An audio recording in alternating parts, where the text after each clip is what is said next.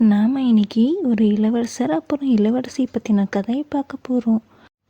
ஒரு ஊரில் ஒரு ராஜாவும் ராணியும் அவங்களுக்கு ரொம்ப நாள் கழித்து பிறந்த குழந்தைய கொஞ்சிட்டு இருந்தாங்களாம். ராணியும் அந்த குழந்தைக்கு ஆசையாக ரெட் கலர் நெக்லஸ் வாங்கி போட்டாங்களாம். ராணி ஆசையை குழந்தைய கொஞ்சிட்டு இருக்கும்போது பின்னாடி இருந்து ஒரு டிராகன் குழந்தைய ராணிக்கிட்ட இருந்து பறிச்சுட்டு ஓடி போயிடுச்சான். ராணியும் இதை பார்த்து அழுக ஆரம்பிச்சிட்டாங்களாம். அதே நேரத்தில் பக்கத்து நாட்டுலேயும் ஒரு ராஜாவும் ராணியும் அவங்க குழந்தைய கொஞ்சிட்டு இருந்தாங்களாம். அப்போ அதே டிராகன் பின்னாடி இந்த குழந்தையும் தூக்கிட்டு போக பார்த்துச்சு. அப்போ இந்த ராஜா தன்னோட வாளை எடுத்து டிராகனை வெட்ட ஆரம்பிச்சிட்டாரு. அப்போது அந்த டிராகன் தப்பிச்சு போகிறதுக்காக தான் கையில் வச்சுருந்த இன்னொரு குழந்தையும் அங்கேயே போட்டுட்டு போயிடுச்சு.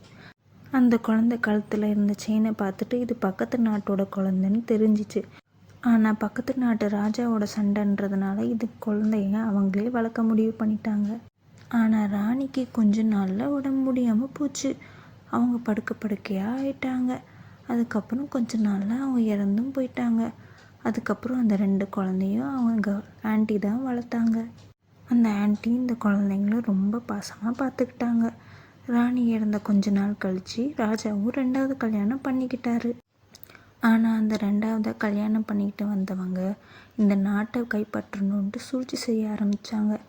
ராஜாவை போய் வேட்டையாட சொல்லிட்டு பின்னாடியே சோல்ஜர்ஸை அனுப்பி அவரை கொல்ல பிளான் பண்ணாங்க. அதே நாள் அந்த குழந்தைங்களையும் இந்த நாட்டை விட்டு அனுப்புறதுக்கு தன்னோட சோல்ஜர்ஸை அனுப்பி ஏதாவது செய்ய சொல்லி அனுப்பி வச்சாங்க.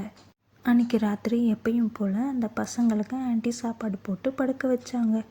அப்போ திடீர்னு ஏதோ நடக்க போகுதுன்றது புரிஞ்சுக்கிட்டு அவங்க எல்லாத்தையும் காவலுக்காக முடிச்சுக்கிட்டே இருந்தாங்க. கொஞ்ச நேரத்தில் ஏதோ நடக்க போகுதுன்னு தெரிஞ்சுக்கிட்டு அவங்க உயிரை கொடுத்து குழந்தைங்கள தப்பிக்க வச்சுட்டாங்க. குழந்தைங்களும் காட்டில் ஓட ஆரம்பிச்சிட்டாங்க.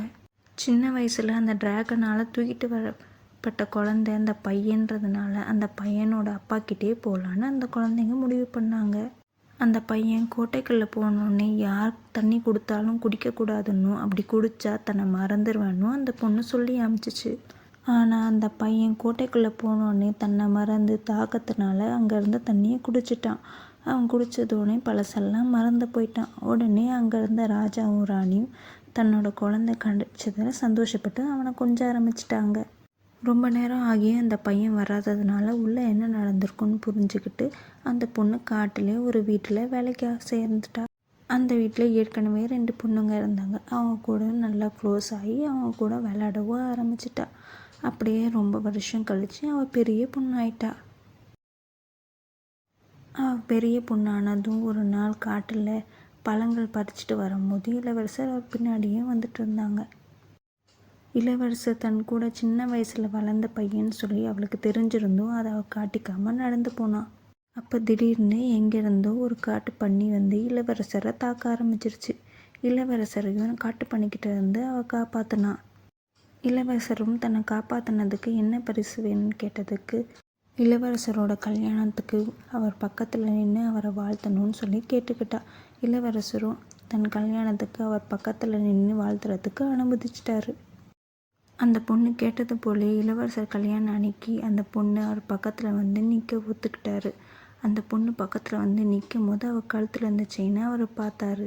அந்த செயினை பார்த்த உடனே அந்த பொண்ணும் அவரும் சின்ன வயசில் சந்தோஷமாக விளையாடுனது, அந்த காட்டில் ஓடுனது எல்லாம் அவருக்கு ஞாபகம் வந்துடுச்சு. உடனே அந்த பொண்ணோட கையை பிடிச்சிட்டாரு. இதை பார்த்து அவர் கல்யாணம் பண்ணிக்க இருந்த இளவரசி ஷாக் ஆயிட்டாங்க.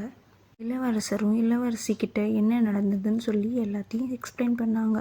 இளவரசியும் எல்லாரும் புரிஞ்சுக்கிட்டு தான் மன்னிக்கிறதாவும் நீங்கள் கல்யாணம் பண்ணிக்கோங்கன்னு சொல்லி ஒத்துக்கிட்டாங்க. அதுக்கப்புறம் இவங்க 2 பேரும் சந்தோஷமாக இருந்தாங்க. கதை நல்லா இருந்துச்சா?